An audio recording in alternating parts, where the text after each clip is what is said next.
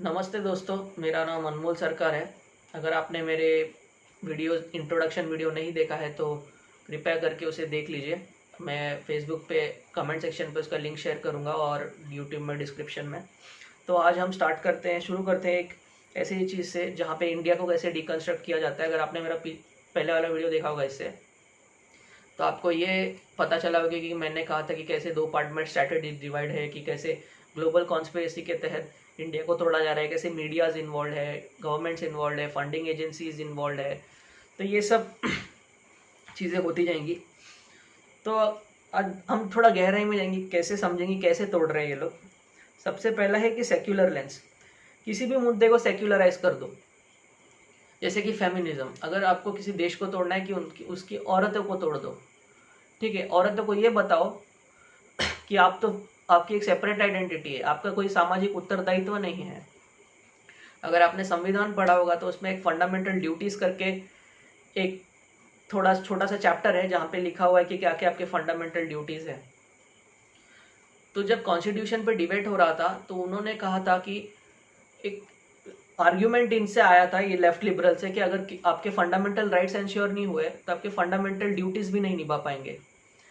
लेकिन वो लोग ये नहीं बता रहे आपको कि अगर आपके फंडामेंटल राइट्स इंश्योर करने के लिए किसी को अपने फंडामेंटल ड्यूटीज निभाने पड़ेंगे। जैसे कि एक पुलिस वाला हो गया, अगर एक पुलिस वाले ने अपना फंडामेंटल ड्यूटी नहीं निभाया, एक सामाजिक उत्तरदायित्व नहीं निभाया ना, तो आपका फंडामेंटल राइट्स को इंश्योर करने वाला नहीं रहेगा। अब बात समझ रहे हैं?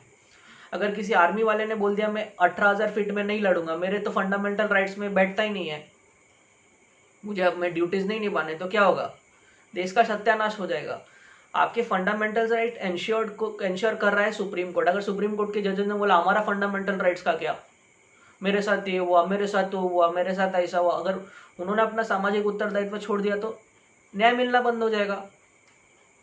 आपके फंडामेंटल राइट्स इंटैक्ट है, मतलब आपके फंडामेंटल राइट्स को कोई सिक्योर्ड है क्योंकि कोई अपना फंडामेंटल ड्यूटीज निभा रहा है, तो आप अपने उत्तरदायित्व से नहीं भाग सकते। ये जीवन एक संतुलन है अपने अधिकारों और अपने उत्तरदायित्वों के बीच। आप सिर्फ उत्तरदायित्व ही करते जाएंगे और एक नौकर की तरह काम करते जाएंगे, अपने अधिकारों के लिए नहीं लड़ेंगे, ये गलत बात है।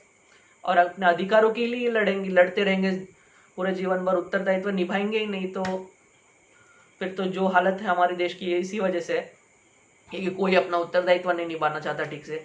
वो सब लोग बोलते हैं मेरा क्या मेरा क्या मेरा क्या। अरे आपका सामाजिक एक उत्तरदायित्व कौन निभाएगा?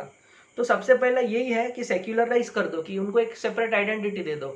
औरतों को ये बताओ कि आपकी तो कोई हैसियत ही नहीं है इंडियन कल्चर में, आपकी तो वेस्टर्न कल्चर में हैसियत है, वो लोग आपको इक्वालिटी दे रहे हैं, ऐसे दे रहे वैसे दे रहे। ये सब पूरा ये है, फ्रॉड है बहुत बड़ा।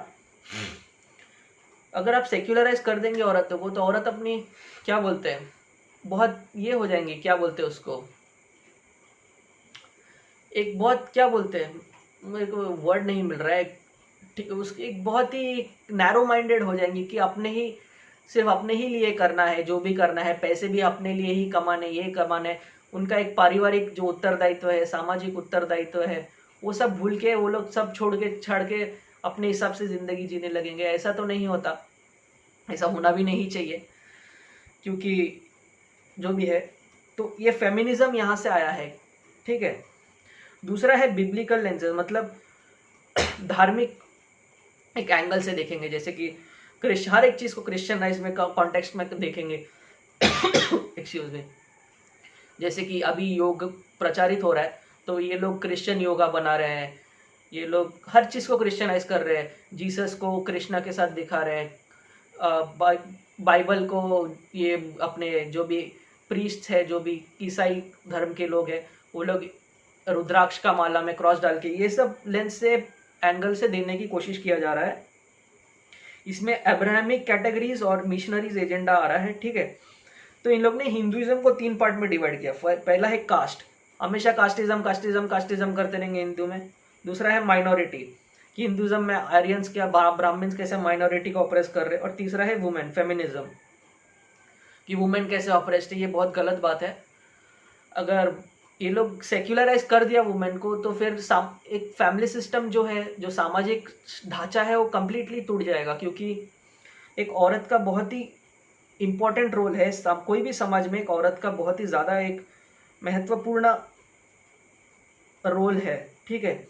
अगर आपने औरतों को ही तोड़ दिया या उनको सेक्युलराइज कर दिया, उनको ये बता दिया कि आप ही आप है और आपके अलावा और कोई नहीं है, तो फिर आप समझ जाइए इस देश का बेड़ा गर्क है। और हमारा उसी वजह से हो रहा है, क्योंकि हमारी औरतों को ही तोड़ दिया है इन्होंने।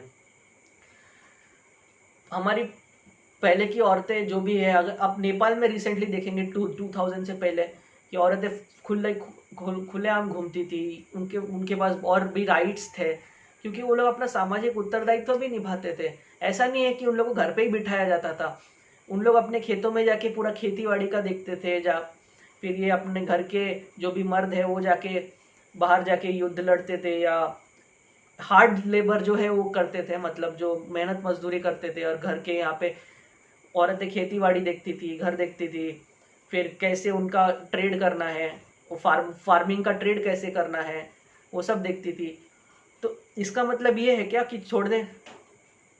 इसका मतलब ये है क्या कि औरतें वो छोड़ के जो मर्द कर रहे हैं वो करे? आजकल के ज़माने में एक ऐसा सोसाइटल रोल आ चुका है कि जहाँ पे मर्द, एक जो काम मर्द कर सकता है औरत भी कर सकती है। लेकिन इसका मतलब ये नहीं कि औरत उत्तरदायित्व ही छोड़ दे और मर्द के ऊपर डाल दे पूरा। तो सबसे पहला है सेक्युलर लेंस और फेमिनिज्म का। तो इसी तरीके से हमारे इंडियन नेशन स्टेट को तोड़ा जा रहा है। तो आज के लिए बस इतना ही था दोस्तों। कल हम देखेंगे कि और कैसे एट्रोसिटी लिटरेचर पुश किया जाता है, फेमिनिज्म कैसे पुश किया जाता है, वो सब देखेंगे। तो तब तक के लिए आप कृपया इस वीडियो को एंजॉय करें और आपका दिन शुभ हो।